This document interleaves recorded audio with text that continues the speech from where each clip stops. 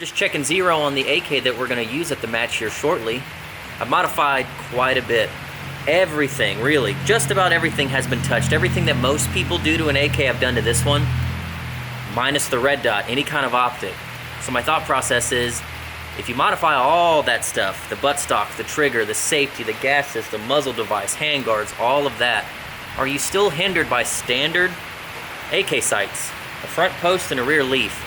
Most people would say yes. This thing shoots around a 2-inch group, which for an AK is pretty good. I thought this would be a good test mule. So I'm gonna go over some of the things that we've done. We're gonna check zero, do a little bit of running gun with it, make sure the gas is tuned nice and soft. First, let me tell you what I've done to this thing, all without using a red dot. Can't wait to see how it does at the match. Since we are going to be running iron sights in this match to really test that, you're hard-pressed to find an aftermarket stock that really gives you a good cheek weld on iron sights because they set so low. They really did a good job with these standard stocks at getting your cheek really where it needs to go to line up with those iron sights comfortably. What we did do was take a little bit of that goon tape. It's kind of like hockey stick tape, so we've added a little bit of traction for our cheek on the stock for a day like today. That's gonna be nice. So no slippy, no slidey. And we are still running the standard grip, but we've also added quite a bit of that goon tape there as well to give us a lot of grip and a lot of cushion. We do have the Krebs custom safety lever that's gonna help give us a really nice, light, smooth actuation of that safety lever with our index finger. This is a pretty common modification that a lot of guys will do to their AK. One of the big upgrades, guys, is that ALG AKT trigger. These things pull at about 2 pounds, single stage. That's gonna allow us to shoot lightning fast with a super short reset. These things are magical. We've replaced the mag catch with this M+M extended mag release. It also gives you a very generous paddle to sweep out that mag. We are running an ALG extra power spring. This is going to enhance the rebound spring rate to send our bolt back home. We've also got our K&S fully adjustable gas piston that has been tuned. That, along with the recoil spring, is gonna give us really soft recoil. I know you guys are gonna like this. We've got a Zenitco railed handguard running a BCM forward grip. It's gonna give us a lot of traction up front to pull that thing into our shoulder. Lastly, guys, we do have a JMac RRD2C getting rid of a lot of that recoil. This, coupled with the recoil spring and the tunable gas, is gonna lead to a very soft shooter. With all of that said, are we gonna get held back by the iron sights? We'll see for ourselves. All right, guys, so we're here at the match, so it's time to test it. Can we still do well with an AK that's been heavily modified? All the stuff that normal people would do if they're trying to speed things up and make things more ergonomic. Are we gonna be held up by those damn iron sights that everyone's so scared of with the AK? Well, we got 4 stages. Let's see how we do.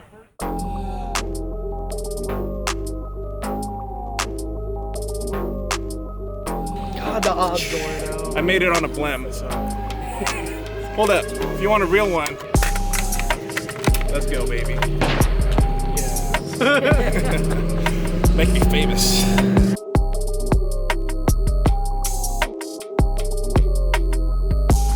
Little JB welding a piece of steel. Look at you. Hey, watch out, guys. He's gonna go Super Saiyan. Is it both hands or one hand? Just one hand. All right, we're ready to force fire. Stand by.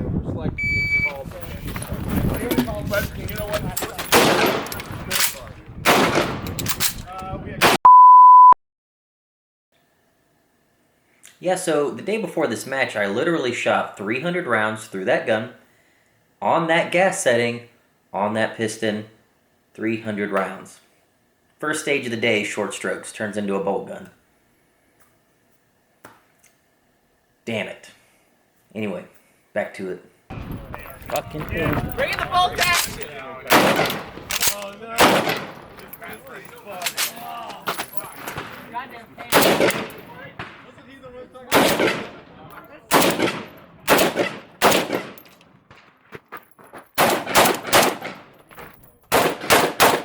Woo! K&S gas piston strikes again. All right, clear.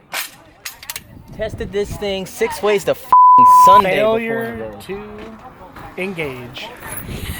Really?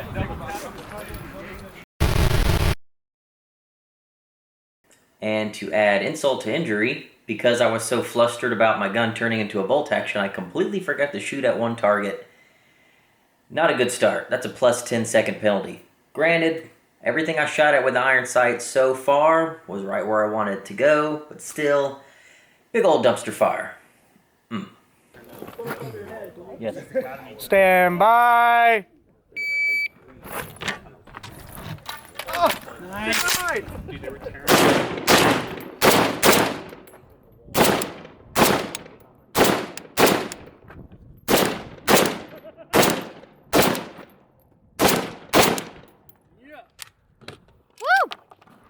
Clear. 16 flat. I know what you're thinking. That one looked all right. But I had 40 seconds in penalties. Why? I'll tell you why. The javelin that I launched at the beginning was supposed to hit the turkey. Didn't even come close. That's plus 10 seconds. 3 of those friggin' targets, man, I only hit once. You're supposed to hit every paper target. With 2 shots, that was 3 failure to neutralize. So, 40 seconds in penalties on that one stage. If you're doing math, we're at 50 seconds in penalties. At this point in the video, I'm really starting to suffer from the irons. I can't tell you why. I do have astigmatisms in both eyes. I was having a hard time. All right, moving on. All right, give me a sign when you're ready. Stand by.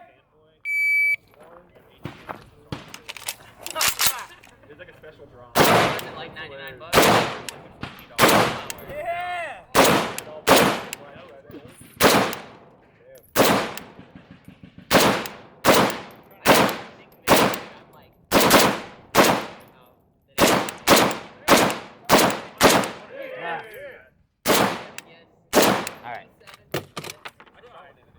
Clear. So the smart thing to do on this was actuate the mover, let it swing, forget about it, take out all of your standing wood blocks. Meanwhile, your mover is slowly, slowing down. So when you get back to it, it shouldn't be that difficult of a target. It seemed like I hit all of the blocks great. Iron sights were working good for me there. Get to the swinging water bottle. What did it take me? 8, 9 shots to hit it. Should have been easier. That would have been easier with a red dot. So on this one, I got to say, man, red dot's looking pretty good so far. Let's go to the last stage. Stand by.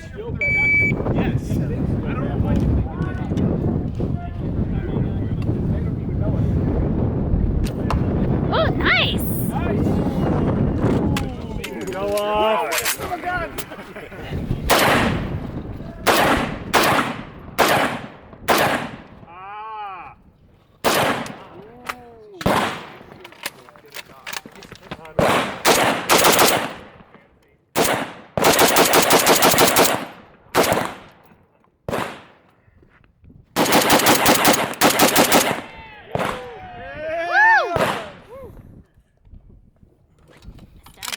By the end of the day, I was getting pretty frustrated. I knew there was no way I was coming close to top 10, probably not even top 20. Actually ran pretty good. I told myself just to have a little fun at the end, I wanted to work in a reload, so I did. Still, man, I feel like with a red dot, I definitely would have taken out all of those blocks faster than I did. I think the last 2 stages of the day were definitely better. But, this video was supposed to test those iron sights, but I came away with a little bit of a different conclusion, so let's get into that now. Iron sights, right? Well, I'm here to tell you that a red dot is absolutely faster, really not learning anything there, but I will say that AK iron sights are definitely doable. It's like a mixed bag with this match. 50-50, man. On the paper targets, when I was trying to go fast, 3 or 4 failures to neutralize on paper moving too fast. Iron sights felt like they were lined up. I was still pulling shots off. Definitely would have been easier and a bit quicker with the red dot. So there's that. I don't really want to even ding the iron sights too much. Oh, and the swinging water bottle was way sucky with irons. But still feel like they're pretty doable. Definitely red dot's still king of the castle. But the big bummer today, man, is that friggin' K&S piston. Like I said earlier, I spent a solid day with 300 rounds before this match. Literally the day before I filmed this match. And the thing just ran great. I kept tuning on the piston to where I really made sure my casings still were flying like 20 feet because that gun's really overgassed to kind of bring that recoil down a little bit. And it just chugged right along. And if you actually look at the very opening clip of this video where I am just going lightning fast on that trigger, didn't change a thing. Same ammo, same mags. I get to the match today, first stage of the day. I think the first half dozen, maybe more rounds, all short-stroked. I came away with a perspective, man, from this match. At this point, I really feel like the K&S Piston is awesome. It's a great product if you're going to suppress the gun. I don't see it being reliable to tune recoil. Up until this point, I would have told you otherwise, because that gun, I've always been able to tune the recoil. For the rest of the day, I just close the K&S Piston like I always do on every other gun when I'm not running a suppressor, and 100% reliability, as always. I'm kind of over the whole tuning your recoil with the piston, and that gun's as overgassed as it gets. It should have ran. So, that's that, man. They're awesome for suppressors. I can't give my stamp of approval anymore for tuning unsuppressed just to handle recoil. I think the muzzle brake does everything you're going to want it to do to get rid of recoil. And that's it, man.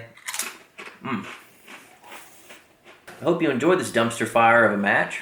I think we all learned something here today. Thanks for watching, and we'll see you next time.